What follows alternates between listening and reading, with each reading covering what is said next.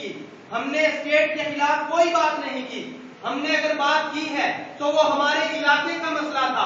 اگر قادیانی عورت کے جنازے کی بات ہوئی وہ ہمارے علاقے کا مسئلہ تھا، تب ہم نے بات کی ہے. اور یہ مسئلہ میرا اور آپ کا نہیں، یہ رسول اللہ صلی اللہ علیہ وسلم کی عزت و ناموس کا مسئلہ ہے. پاکستان کے آئین کے اندر یہ بات لکھی جا چکی ہے، پاکستان کے آئین کے اندر یہ بات لکھی جا چکی ہے کہ قادیانی مرزئی کافر ہیں. اگر آج ہم نے اشتہار لگا دیے ہیں تو کیا ہوا؟ انتظامیہ کے آدمیوں نے آ کے ہمارے اشتہاروں کو کیوں پھاڑا ہے؟ یہ کیا پولیس والے مسلمان نہیں؟ کیا پولیس والوں کا نبی کوئی اور ہے؟ کیا پولیس والے ہمارے مسلمان بھائی نہیں؟ ہمیں یہ بتایا گیا. ابھی بھائی آدم باہر گئے ہوئے ہیں، انہوں نے آ کے ہمارے اشتہاروں کو دیواروں کے اوپر سے کیوں پھاڑا؟ کیا ان کے نزدیک قادیانی کافر نہیں ہے؟ ان کو کس نے پیسے دیے؟ ہمیں یہ بتائیں. قانون جب کہتا ہے کہ قادیانی کافر ہیں، ان سے ہم یہ پوچھیں گے کہ بھائیو